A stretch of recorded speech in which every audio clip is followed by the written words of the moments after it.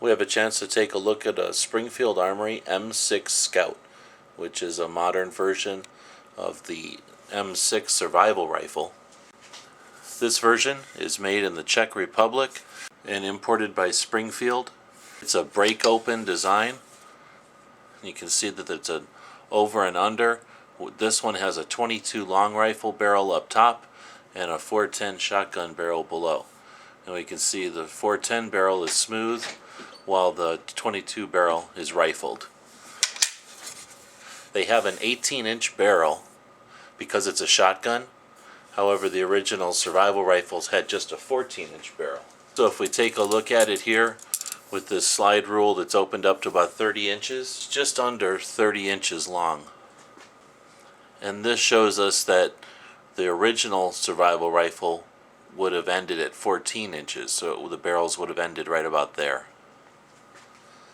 This one is the stainless steel model. You can see that there's not a heck of a lot to the rifles. The only pieces that aren't metal are this rubber piece on the cheek rest, and the butt plate is a plastic. All the rest of the pieces are metal. End of the barrels, a spot for hanging a sling. You've got the front sight post there. The rear sight has this style that says 410, and then a little peep that says 22.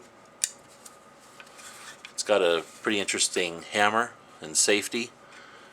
When the hammer's cocked back, right now it's in a safe position, but if we twist it out of the locked safe position and move the hammer up, it's going to shoot the top barrel, so the 22 caliber.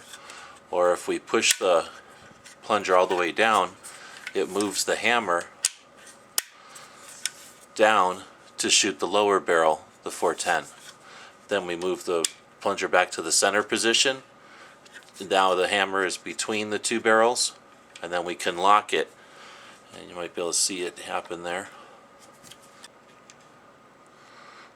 That locks the safety, unlocks the safety.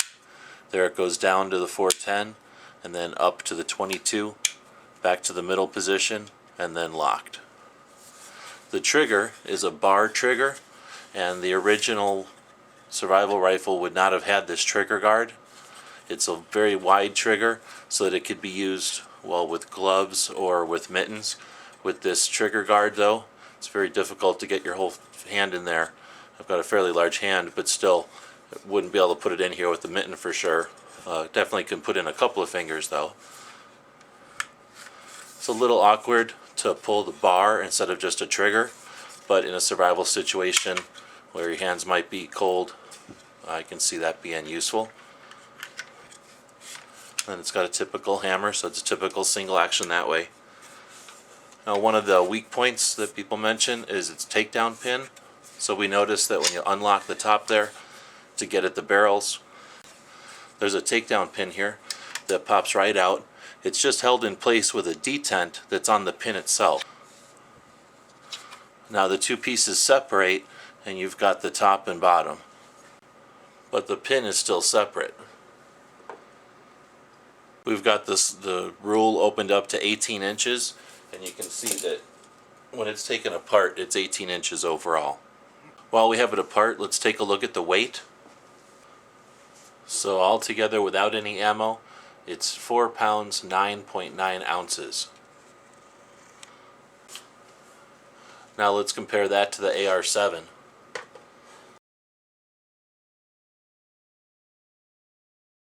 Which comes in at 2 pounds 8.4 ounces.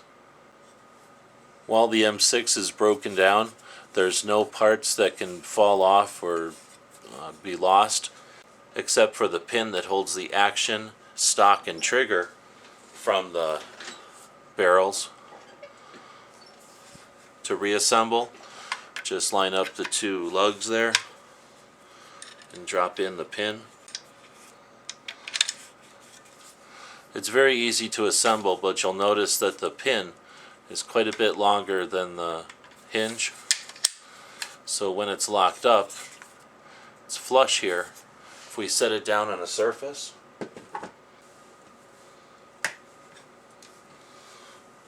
Now the pin is back flush again, and when I set it down on the surface, you see that the pin lifts up. So not a perfect design.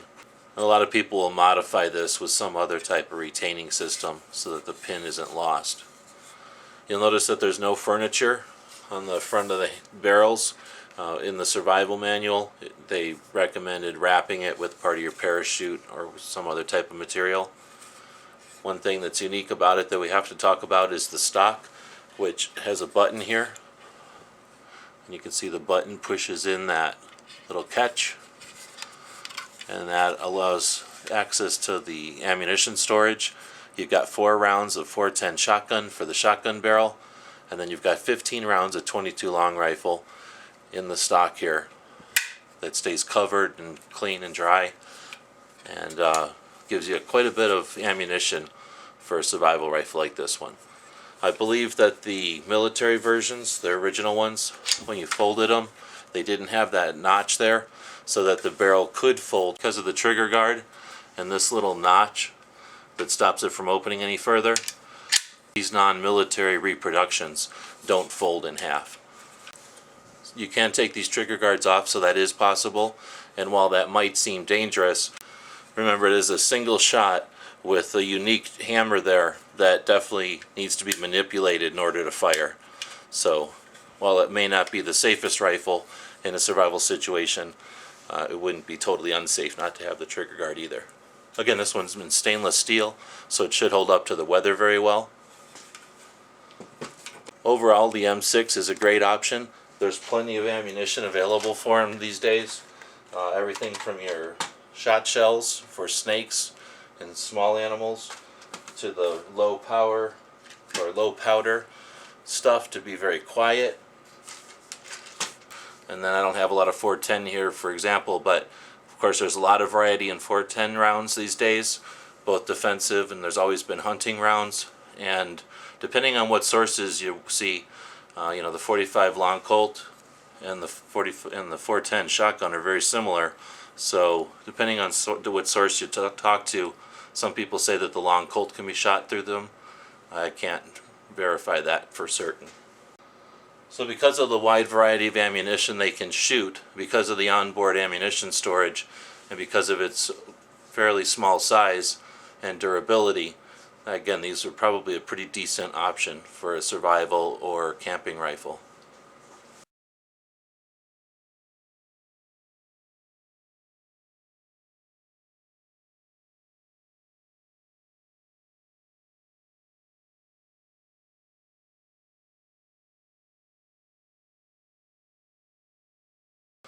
So there you go, a little information and a close look at the M6 Scout survival rifle by Springfield, imported from the Czech Republic, a modern remake of the M6 survival rifle used by the Air Force.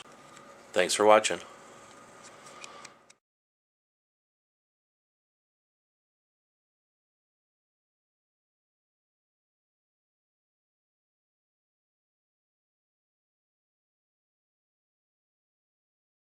The guys and gals of GunWebsites.com encourage you to take a CCW class every year, practice at least once a month, and carry every day. Thanks for watching GunWebsites.com.